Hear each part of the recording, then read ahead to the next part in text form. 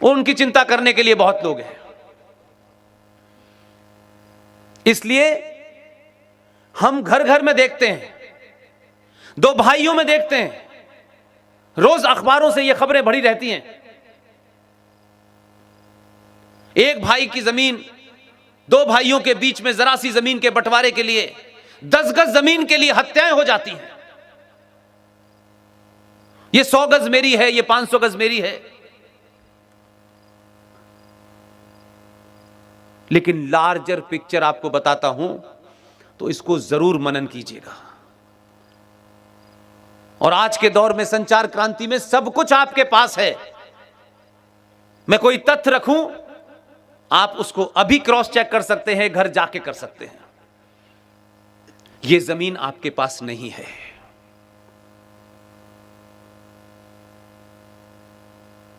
ये जो हम बहुत इतरा के घूम रहे हैं और कुछ लोग खामोश हैं, उनको पता है कब शुरू करना है।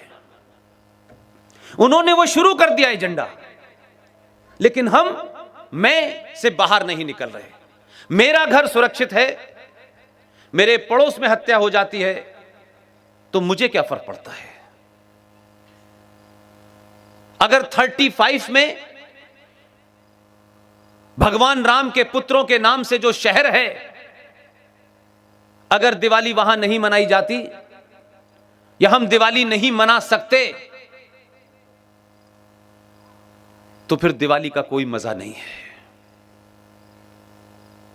जिस लाहौर को बसाया गया मर्यादा पुरुषोत्तम राम के बच्चों के नाम से, वो आपके कब्जे से बाहर जा चुका है।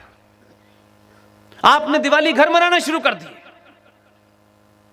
कल घर से कोई निकाल देगा, आप कहीं और मनाना शुरू कर देंगे।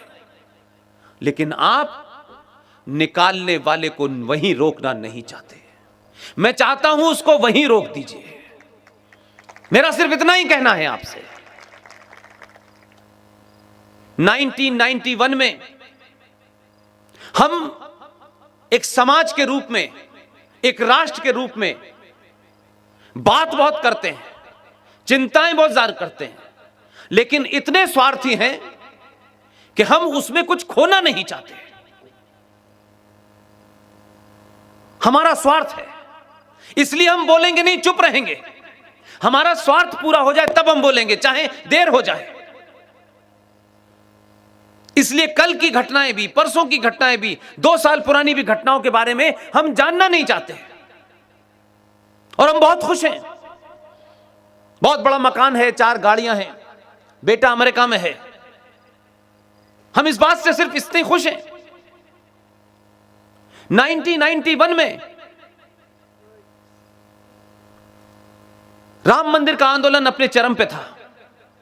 आप सब लोगों के सामने की बात होगी। तमाम पार्टियां मौजूद थी सत्ता में। संसद के अंदर एक जघन्य अपराध हुआ।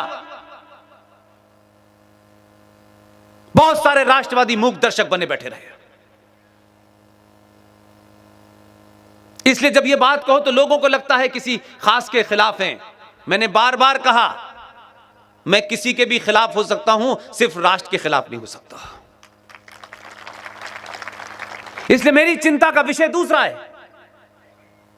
1991 में भारत की पार्लियामेंट में एक इल्लीगल काम हुआ, एक फ्रॉड हुआ।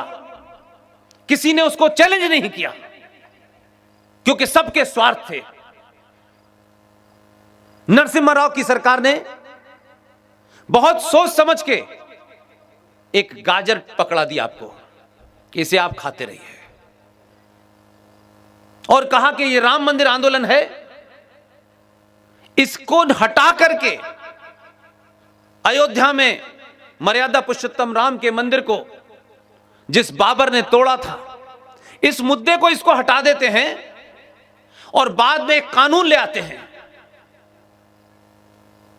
या तो वो विजनलेस लोग थे या तत्कालिक स्वार्थ के लिए चुप थे, लेकिन उनकी चुप्पी ने इस राष्ट्र को घुटनों के बल टिकवा दिया है।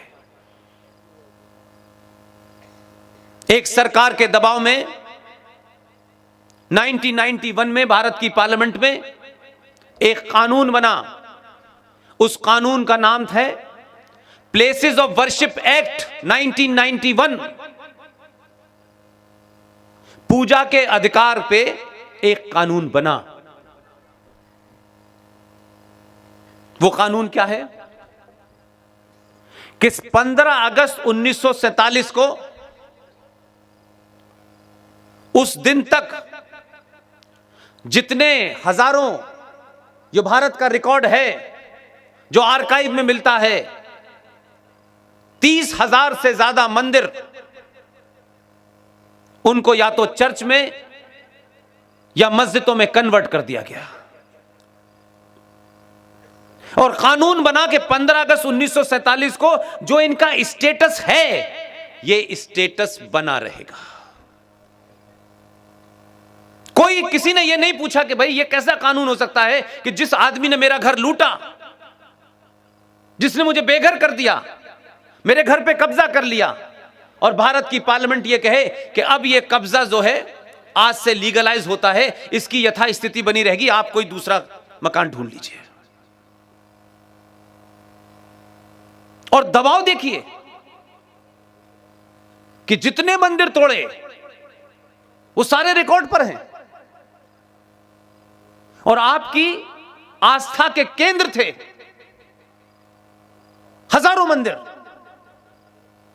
उनको आप जीवन भर देखें, आपकी आने वाली नस्लें देखें कि कैसे बाबा विश्वनाथ की धरती पर एक नंदी, जो भारत के संविधान के पेज नंबर 3 पे छपा हुआ है, उस नंदी को जब आप बनारस जाते हैं तो आप गौर से जरा 5 मिनट तक उसकी आंखों में देखिए। आस्थावान लोग हैं, धार्मिक लोग हैं आप लोग। जिस नंदी के आगे भगवान शिव बाबा विश्वनाथ की शक्ल में थे, वहां अब मुसलमानों के जितने भी रूलर थे, उन्होंने बाबा विश्वनाथ को हटा करके मस्जिद नुमा एक कचरे को रख दिया है। हम जाते हैं, जल चढ़ाते हैं, हमारे मंदिर कोई रातों रात नहीं बनते, किसी की मूर्ति कहीं लगा दी जाए ऐसा नहीं होता। ये जो पूरी साइंस है मंदिरों की, इसको हमें समझाया नहीं गया, जो काम हमारे संतों का, महंतों का था, कि क्यों आखिर हम नंदी को यहां बनाते हैं और क्यों ये शिव का मंदिर यहां है, क्यों आपके यहां उज्जैन में महाकाल है। जल चढ़ाने के साथ साथ अगर आप ये पता करते तो शायद आप 1991 के उस काले कानून के खिलाफ सड़कों पे निकल के आते हैं। ये कुछ मंदिरों के पोजेशन का मामला नहीं था, यह आपकी आस्था के केंद्र को आने वाली नस्लों को पता चले कि मुगलों ने इनको लूटा था, तुम्हारी माओ बहनों को लूटा था, तुम्हारे मंदिरों को तोड़ा था। तुम जब भी गुजरो हर बार देखो, हमारी संसद ने उसे लीगलाइज कर दिया। मुझे खुशी है कि हमारी टीम के कुछ सदस्यों ने इसको 6 महीने पहले चैलेंज किया कोर्ट में, और यही तर्क रखा कि क्या भारत की पार्लियामेंट किसी लुटेरे के, किसी बलात्कारी के काम को लीगलाइज करने के लिए बनी है। सुप्रीम कोर्ट ने कल दोपहर 11 बजे केंद्र सरकार को नोटिस जारी करके कहा है कि इस कानून के बारे में जवाब दें।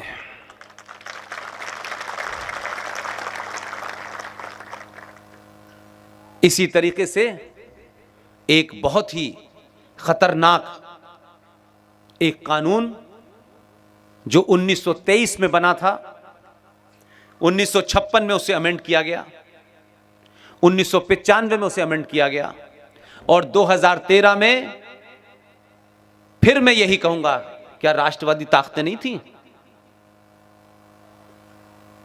क्या राष्ट्रवादी लोग पार्लियामेंट में नहीं थे? अरे एक भी खड़े होकर बोलता तो देश को पता तो चलता कि लाइव टेलीकास्ट में क्या मामला है, कम से कम किसी ने इस मुद्दे को तो उठाया। इसलिए सिर्फ भारत माता की जय का नारा लगाने से भारत माता मजबूत नहीं होने वाली है।